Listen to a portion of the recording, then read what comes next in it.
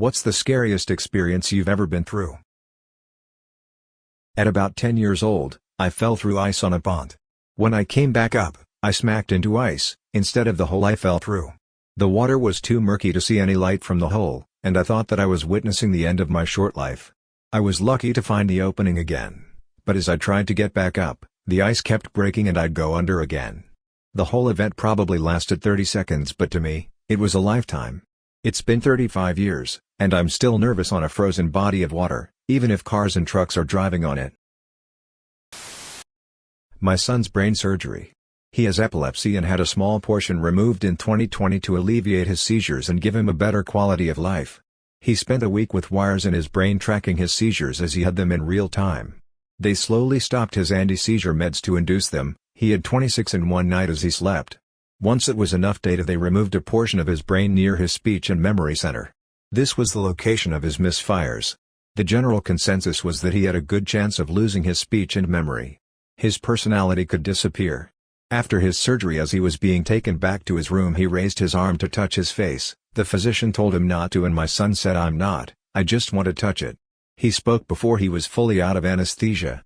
3 days later he was home. 3 days after that he was being transported back for emergency surgery because of a nasty infection under his skull. The surgeon later said he was maybe 12 hours from dying if he hadn't been seen. He had no symptoms other than a growth strip.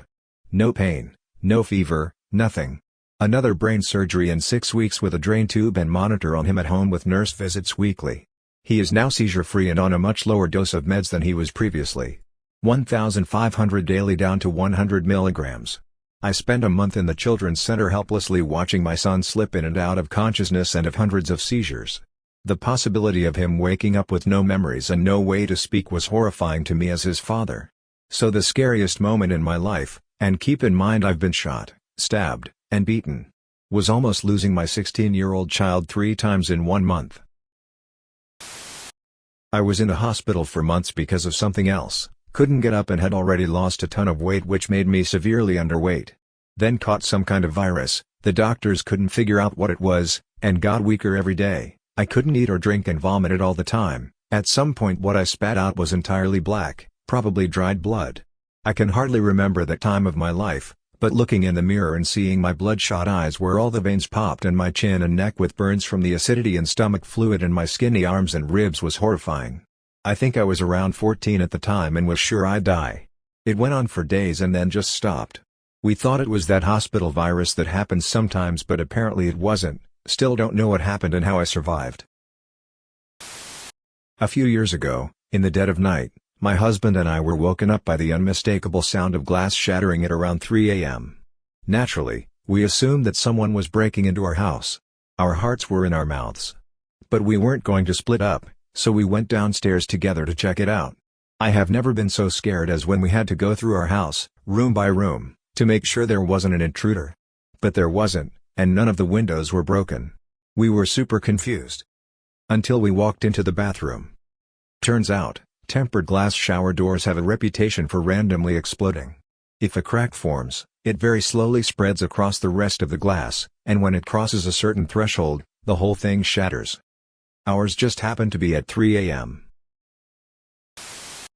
I remember years ago my wife and I were in bed, and across the hallway was my probably then 2 or 3-year-old son.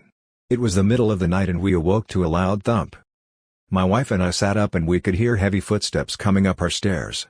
The stairs opened to kind of a T-shaped hallway with my bedroom on the right and my boys' room on the left. Thump. Thump. Thump. My wife and I froze in terror. I had no idea what to do. Do I run out into the hallway and attack? Do I yell? What if they have a weapon? Thump. Thump. Thump. The footsteps were loud. They were slow but not steady. Unmistakable footsteps. All I could think of was how I had no idea what to do. Someone was in my house and they separated me from my boy. Our house is a bi-level split, so the stairs coming up are only 7 to 8 steps. They've walked up almost all of them. The door was open. I stared into the dark hallway and just waited, ready to rush whoever showed up. Thump. Thump. Thump. I remember wanting to cry. I was so scared for my boy. All of this from the start of me typing had happened over maybe 10 seconds. Thump. Thump. Thump. There's 8 steps max. Maybe 7. That's too many steps. Thump. Thump. Now something was wrong. Thump. I turned on the light and looked around the corner. The hallway was empty. I started turning on every single light, had my wife stay in the room and get her phone ready. Thump. It was coming from the basement. My heart sank. I was terrified and confused. I called out into the basement. Thump. Thump. I went downstairs and looked around. Thump. The sound was coming from our crawl space under the main floor. Thump. It was footsteps. Nothing else could make such an unsteady noise. I knew they were footsteps. For a moment I wondered if someone was on the roof and the sound was coming down through the house somewhere. Thump. Thump. Thump. I flicked the lights on in the crawl space. Thump. It's loud. It's metallic. It's my stupid fucking cat that got into the air duct and began to walk around pretending to be John McClane at 2 fucking a.m. The best part is the duct was directly under our stairs. So I was hearing footsteps coming from the stairs. Her fat ass was just bending the duct enough that it would make a thump sound with every step or two. My wife went past her due date, so her doctor decided to induce the pregnancy. It did not go well. After a dozen hours of no progress, the hospital told us that if we didn't do an emergency C-section our son would likely die. The whole thing was a blur. I barely remember going to the operating room. My feet were like lead the whole time. Outwardly I was keeping it together, but inside it was sheer panic.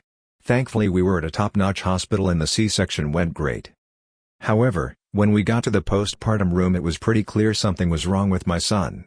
When babies are born they kind of look like little old prune men and not chunky Stay Puft marshmallows. So you can imagine the concern we had when we see his ribcage outlines every time he gasps for breath while pumping his tiny little chest in and out. We alerted the nurse and she went to the center station to figure out what to do. I overheard her, from inside our room, emphatically telling the doctor on call that he needed to be moved to the NICU ASAP. You know in movies when a character experiences a moment of panic? Time slows down, noise becomes garbled and they just kind of drift? That happened to me. The nurse pulled me out of the room and explained what was going to happen and I am just trying to keep it together as I listen. They informed me that because my wife was still recuperating she would not be able to go up into the NICU yet, so it was just me, at like 3 in the morning having to endure them putting needles and IVs into this tiny little life we had made. He ended up being fine, just a little extra fluid in his lungs, and we were out in 4 days, which is nothing compared to many of the parents in a NICU. This was and still is the scariest experience of my life. I survived a chainsaw accident to the throat, 16th of March 2022. Trachea, thyroid and epiglottis were each in 2 parts. The operating doc came by 2 days afterwards, with huge eyes, and told me about the puzzle pieces he had to put back together. I'm basically fully recovered except for my voice that sounds a bit hoarse because of nerve damage. It is slowly recovering and I am going for speech therapy. At the beginning though I did sound a bit like Lemmy Kilmister and thought about reviving Motorhead. I remember everything. So, to start, we are a small, experienced team that do arborism and rope access with all the required qualifications. We had also done a special first aid course that was custom made for our potential requirements. There was no space to park a wood chipper as we were in a residential area, and there the streets are narrow and full of cars, German city. Therefore I had to cut the branches smaller inside the trailer so that everything fits. I always do my utmost best to stay away from the sides of the trailer. I have done this many times before, but this one time, I remember feeling a punch in my throat but it wasn't painful. There were a few seconds of confusion. I felt something pulling on my fleece jacket and saw the saw hanging from my jacket. I pulled it off, put the brake on and switched it off, kind of instinctively.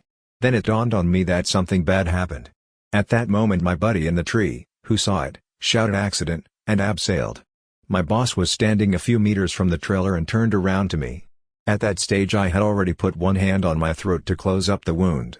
My boss helped me out of the trailer and sat me down on the pavement. My buddy came over to help me sit up while my boss grabbed a compression gauze from the first aid box.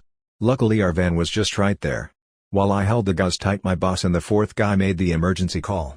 At this stage I realized the extent of trouble I am in and did a quick self-assessment. Do I feel like passing out? No. Can I still breathe or is blood running into my lungs?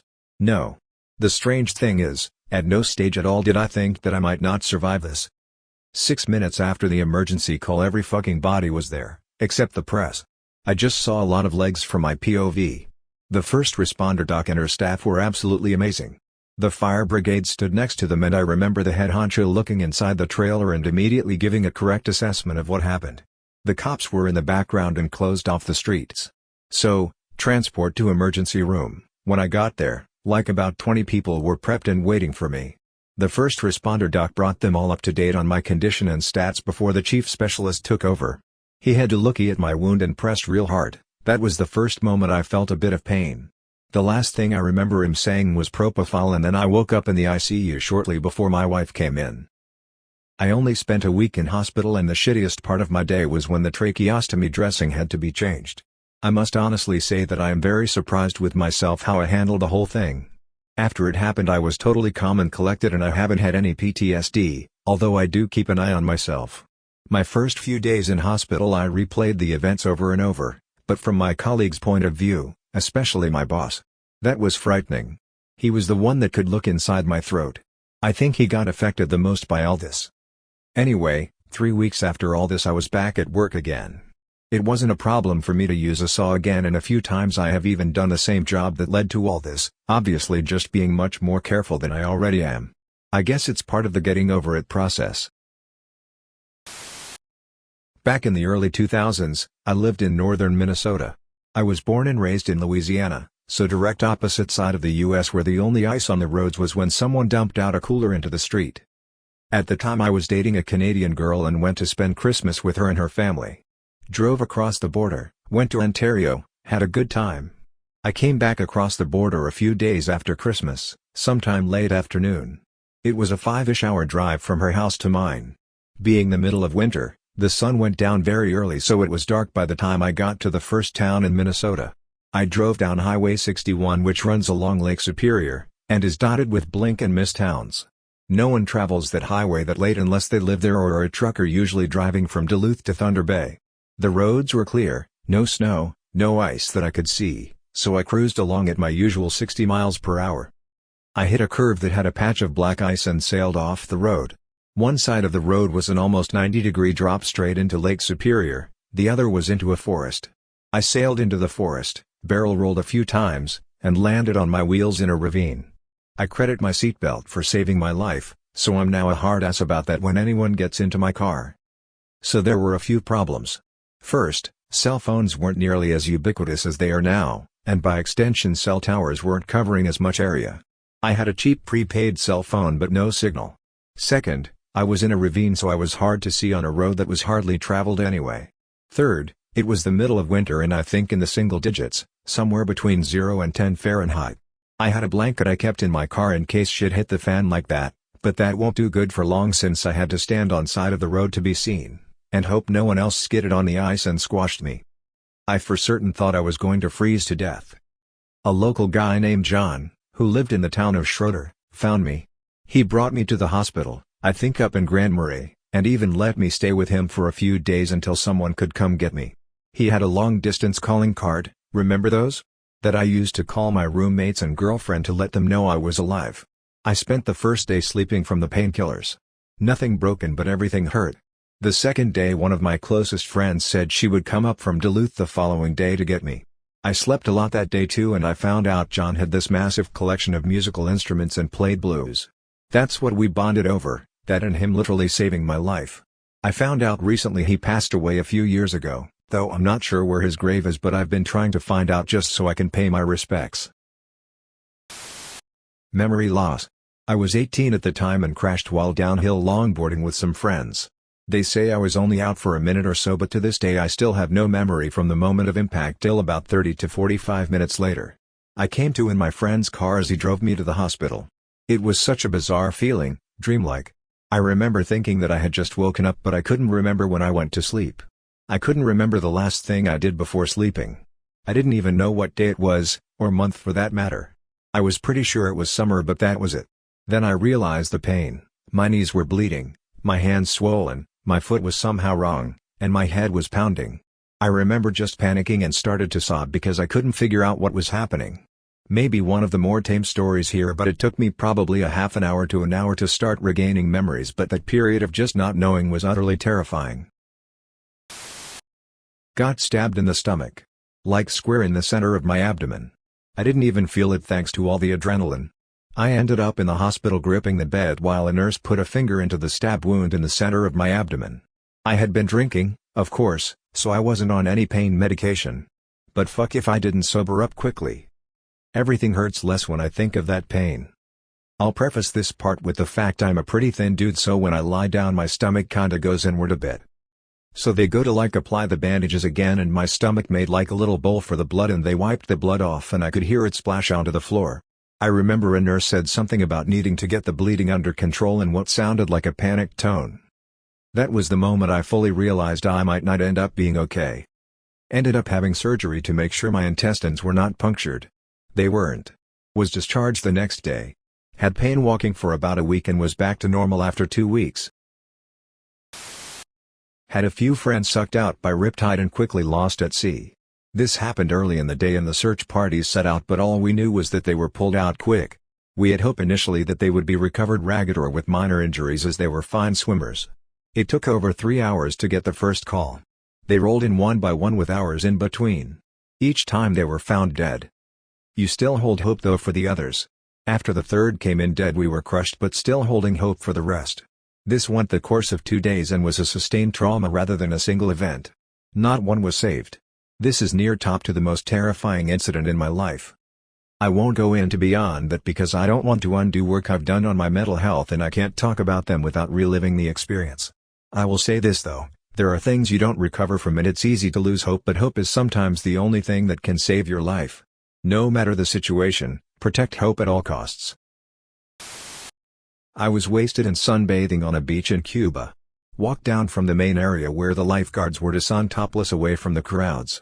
In my stupor I see someone in the water flailing and waving their arms. My boyfriend at the time had gone to get drinks and I remember standing alone on the beach for a while trying to decide if this person was actually in trouble. Finally decided that yes, something was wrong and I went out there. Maybe 60 meters into the water. It was this 60 to 70-year-old lady who immediately clung to me. She was hysterical and kept saying she had almost given up. I grabbed her and told her we would go forward when the waves pushed to shore, but when the current pulled away we would try to hold our ground. We were probably in a rip and should have gone sideways. But like I said, I was very drunk.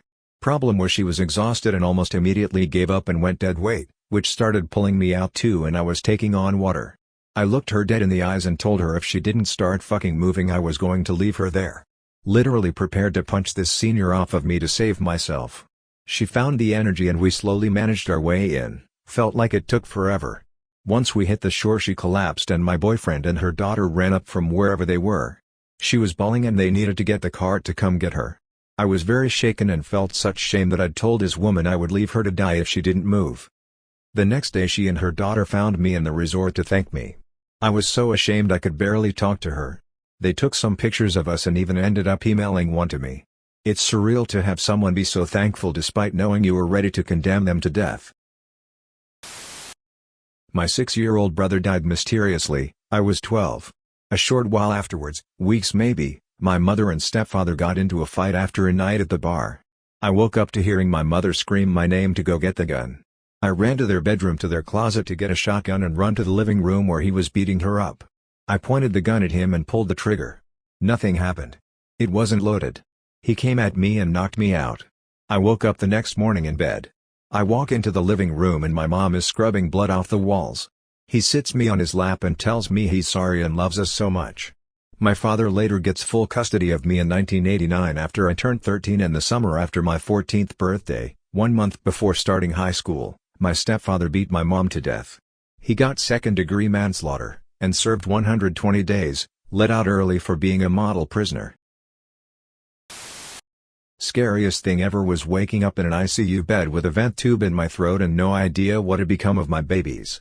The day they were born, I woke up, got out of bed, and looked down to see blood running onto the floor. Assumed placental abruption, a premature separation of that organ that can lead to stillbirth. So I got transported to the hospital on the double. Side note, being in an ambulance and hearing them flip on the sirens to not wait at the red light is pretty fucking scary on its own. Shoved into an ER room that was already occupied where they did an ultrasound and told me both babies had heartbeats, and thence taken to an OR. I knew I was gonna be knocked out for the C-section, but I did not in any way expect the whole ICU bit. Turns out I was in surgery for 10 hours, had the entirety of my blood volume replaced, and lost several bits and bobs to placenta accreta, in which the placenta grows through the uterine wall and can grow into the bladder in extreme cases. So, all of that was awful and traumatic, but for some reason no one updated me on my babies. I've looked at the OR notes. I know their 5-minute APGARS were good and they were taken to the NICU in stable condition. So that wasn't a factor. I can only imagine they were just that unused to maternity patients and didn't think to update me. And with the ventilator I could not speak, and no one thought to offer a notepad or any other means of communication.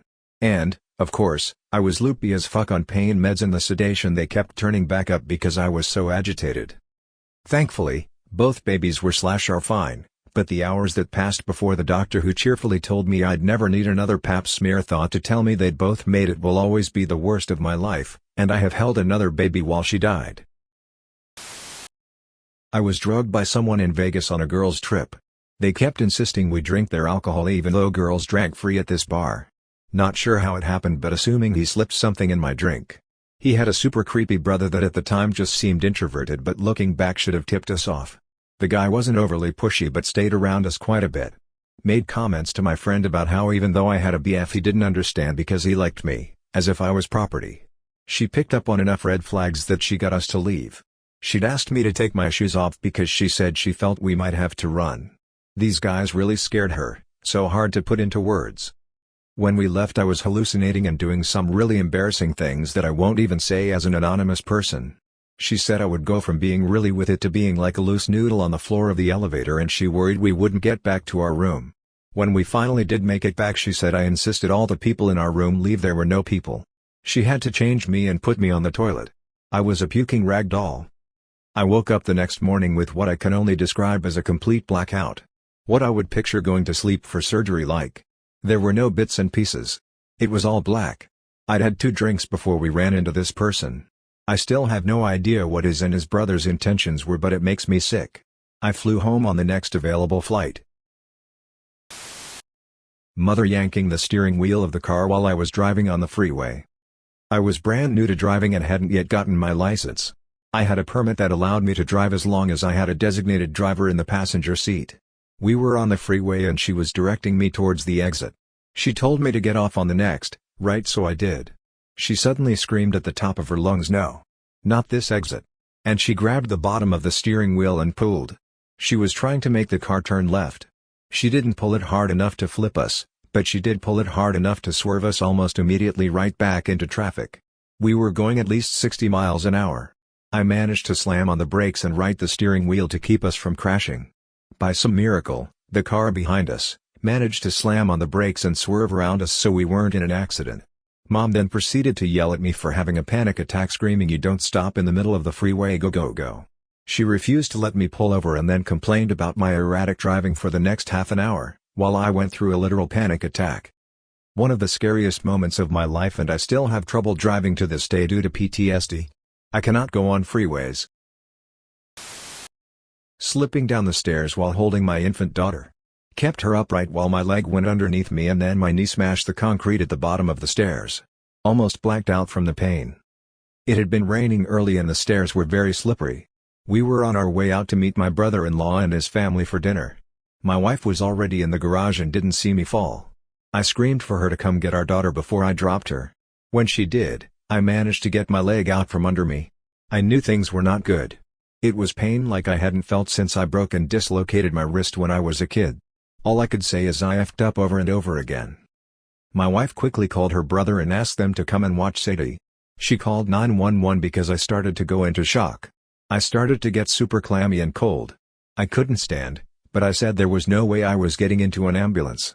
The fire truck arrived first and they were nice enough to carry me and put me in the back seat of my car. Not an easy task because I'm 6'4" and probably weighed around 180 pounds at the time. So off we went to the ER. When we got there they took me in and the nurse kept messing with my leg. I was in excruciating pain, and she just said I have to see if anything is torn as she tried to take my leg and bend my knee. I kept telling her to stop and eventually told her not to touch me anymore. She was mad but I didn't care. Then a tech came to take me for x-rays. Once that was done and we were walking back, the tech looked at me and said, "Man, I'm not supposed to say nothing, but I know you must be in a lot of pain." Once I was back in the room they eventually came in and told me I had fractured my distal femur. The nurse that had been trying to manhandle my leg came back to apologize, stating she had no idea. It was a long recovery, and I still can feel the injury, but I just live with it and try to stay active as much as possible. I don't know how I was able to hold on to my girl other than there was no other option. I would do it again, every day, for the rest of my life if I had to. The day before my 19th birthday I was in a car crash on my way to go cross-country skiing. I was in the passenger seat of the car talking to the guy who was driving about something dumb but trying to make it profound. As we were talking he was in the wrong lane and started to miss the off-ramp and I said, "You were supposed to go left." He said oh yeah and quickly merged across 2 lanes to make it in time. Well we would have, but since it was early and cold the road was slick. He slid and overcorrected and ended up rolling his car to the right. We rolled several times which was pretty neat as it was kinda fun. After we stopped and I processed what happened, I checked to make sure he was okay and not dead and also to ensure I wasn't dead. He was freaking out but was glad we were both uninjured. Then our faces lit up, which was the scary part. We started on the left lane going the right way and ended up in the far right lane facing the wrong direction. So our faces lighting up was from the headlights of oncoming cars. That 1/32nd of a second of realization was terrifying because I thought we were going to get hit by the cars. But then as I was able to turn my head and look I saw that they were slowing down and stopping to help, and it was like 6 a.m. on a Saturday, so not many people would be out then anyways. This happened about 5 or 6 years back. It was garbage day. I just took my trash out to the curb. I was sitting on my porch. It was a beautiful summer day without a cloud in the sky. I'm petting my dog, and drinking some tea, relaxing after a hard day's work. At the time I lived near the corner of a busy main street. A police officer pulls a man over. This was not an uncommon thing for me to see when I was living there. So I think it is just a normal police stop. I figure the guy is going to get a ticket. Nothing to write home about. He was just speeding. Gunshot. Oh shit. The guy getting pulled over drew a gun on the cop and took a shot at the cop. He hit him in the foot. Officer down, but not out. Another police car shows up right when the shooting started. That other cop got out and started firing at the suspect. It just so happens the suspect was between me and the officer firing at him. One of the officers' bullet hit my trash can. I just taken the trash out 5 minutes earlier. The cop that was shot in the foot then opens fire with the other officer. The two of them must have shot the guy at least a dozen times. I saw it all from only a stone throw away. I've been through many, but one time I was actually minutes from death. I got some sort of stomach flu years ago where I couldn't keep anything down for over a week. My husband was working odd double shifts in law enforcement at the time and I couldn't really call him. I was home with my kids on day 10 of this nightmare of sitting on the toilet with a trash can on my lap at the same time. I put the kids to bed somehow and was in the bathroom when I blacked out. I woke up hours later in the middle of the night to my husband shaking me and screaming at me. My mother-in-law came to watch the kids and my husband brought me to the ER. The nurses were trying to find a vein to insert the IV needle into, but they were collapsed.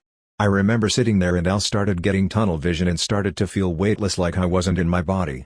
My husband said that the nurse was explaining that she would have to stick the needle in my eye if she couldn't find a vein, and I reached up, pulled down my lower eyelid and just stared at her. She decided to try my arm one last time and got the needle in a vein. My body sucked 2 bags dry in a few minutes and it was so crazy. As the fluid filled my veins, it was like I came back to life. I absolutely am aware now about how fragile life is. My second son had some sort of anomaly when he was born. I knew right away, he wasn't quite breathing and the doctors rushed him over to a table and began the frantic, quiet work of professional lifesavers. Shoving a tube down his throat and rubbing/pressing on his chest. I fly a medical helicopter. I know what that work looks like and what it means. I knew there was nothing I could do. I was helpless, but I at least was familiar enough in working around those situations to let go in that moment. I walked across the room to my wife, who was oblivious to what was happening in the moment, and told her how awesome she was, that the doctors were just cleaning up our son and we'd have him in a moment. I didn't know what was going to happen, but I intended to shelter her from that helplessness in the hopes that everything would be fine and she wouldn't have this day tarnished. Our son started crying, and a moment later he was placed on my wife's chest and she looked so happy. I will probably never tell her about that moment, but I'm glad I kept my shit together and pretended everything was okay, for her.